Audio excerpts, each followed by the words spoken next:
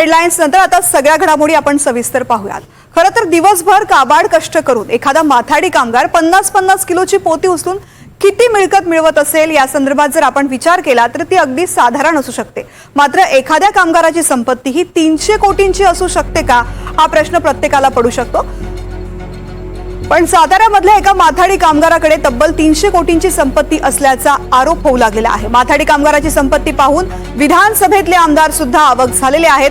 भाजप आमदार प्रवीण दटकेंनी दत्ता पवार या माथाडी कामगाराकडे 10 ते 15 कोटींच्या गाड्या याशिवाय 200 ते 300 कोटींची जमीन असल्याचा आरोप केला।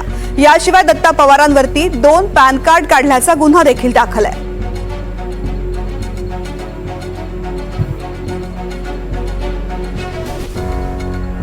तर कशी आहे दत्ता पवार यांची संपत्ती आपण पाहूयात ग्राफिक्सच्या माध्यमातून।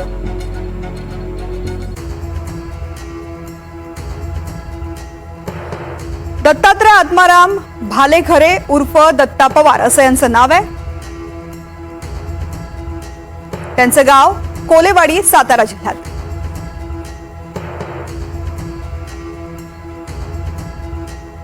व्यवसाय माथाडी कामगार।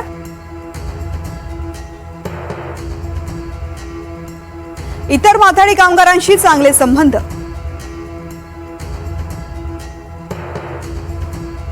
गावातील माथाडी कामगार मोठ्या संख्येने मुंबईच्या राजकारणात उठबस वाढत गेली। पुढे माथाडी कामगारांचं नेतृत्व करण्याची संधी मिळाली।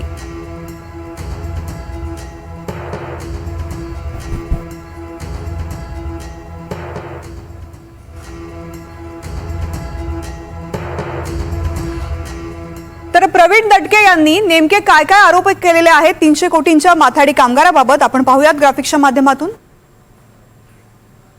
प्रवीण दटके यांनी माथाडी कामगारांच्या बाबतीत अनेक प्रश्न निर्माण केल्याने याच बाबतीत आता SITची स्थापना करून चौकशी जी आहे ही केली जाणार आहे। आपल्यासोबत आमदार प्रवीण दटके आहेत, आपण त्यांच्याशी बोलणार आहोत। नेमका हा काय प्रकार आहे, कारण का हा मुद्दा तुम्ही लावून धरलेला हे प्रकरण नेमकं काय?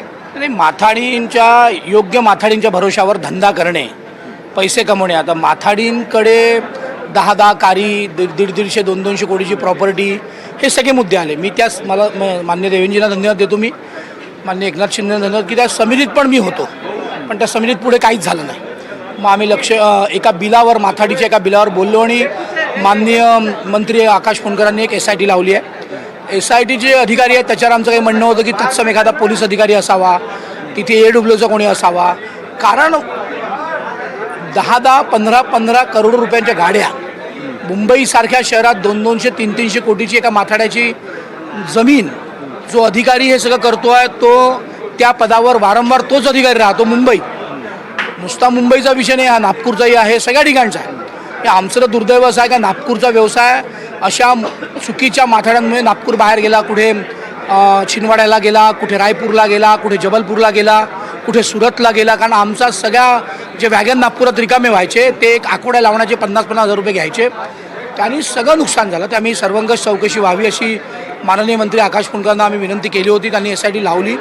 त्यात तत्सम अधिकारी परत घ्यावे आणि याची सर्व दृष्टीने चौकशी करावी। प्रवीण दटके म्हणतो म्हणूनच चौकशी करायचं नाही।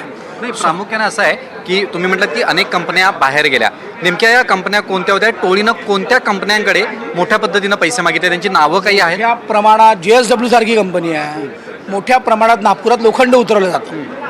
ते उतरवण्याकरता ज्या कंपन्यांना काम मिळतं ते स्वतःची क्रेन आणतात, सगळं आणतात। एक आकोडा लावायचा फक्त 1000 रुपये घेतले जातात, 1000 रुपये।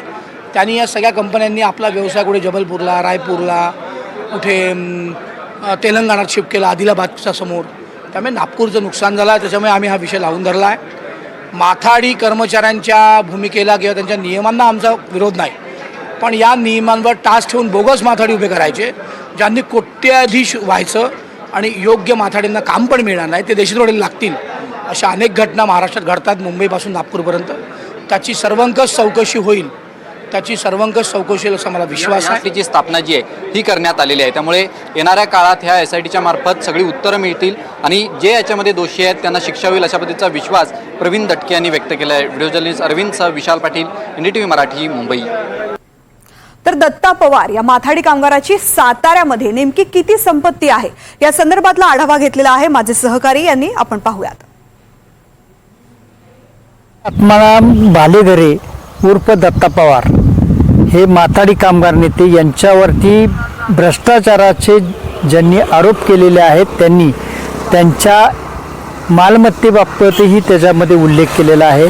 त्यांच्या मालमत्तेमध्ये सातारा जिल्ह्यातील जावली तालुक्यातील 2 ठिकाणी टोलेजंग बंगले असल्याचं एकंदरीत समोर आलेलं आहे. आपण माझ्या पाठीमागे पाहत आहात की दत्तात्रय पवार यांचा हा टोलेजंग बंगला या ठिकाणी अवाढव्य दिसतोय.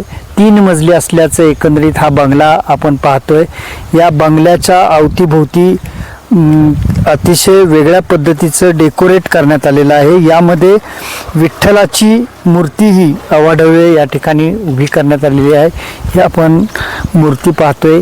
या मूर्तीची उंची जवळपास 22 ते 25 फुटापर्यंत असण्याची शक्यता नाकारता येत नाही.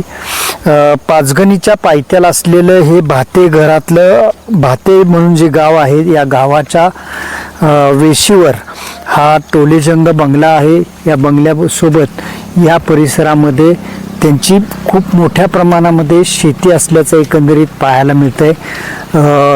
हा जो बंगला आहे या बंगल्याच्या परिसरात CCTV लावण्यात आलेले आहेत. आपण पाहतोय की CCTVचे बोर्डही लावण्यात आलेले आहेत. एवढ्या या ठिकाणी मोठ्या प्रमाणामध्ये जो काही बंगला बांधण्यात आलेला आहे, कोट्यावधी रुपये खर्च करून बांधण्यात आलेला हा बंगला आपण NDTVच्या माध्यमातून या सर्व प्रेक्षकांना दाखवत आहोत. या ठिकाणी विठ्ठलाची मोठी मूर्ती आहे. त्याचबरोबर याच परिसरातून अवघ्या काही किलोमीटर अंतरावर असलेल्या ठिकाणी त्यांचा दुसराही कोळेवाडी या ठिकाणी मोठा बंगला असल्याचं एकंदरीत समोर आलेलं आहे. या 2 बंगल्यांमुळं त्यांच्यावरती झालेले जे काही भ्रष्टाचाराचे आरोप आहेत त्यामुळं त्यांच्यावरची सुई भ्रष्टाचाराची ही अधिक भक्कम होण्याची शक्यता नाकारता येत नाही. कॅमेरामॅन कैलास मायनेसह राहुल तपासे NDTV कुडाळ सातारा.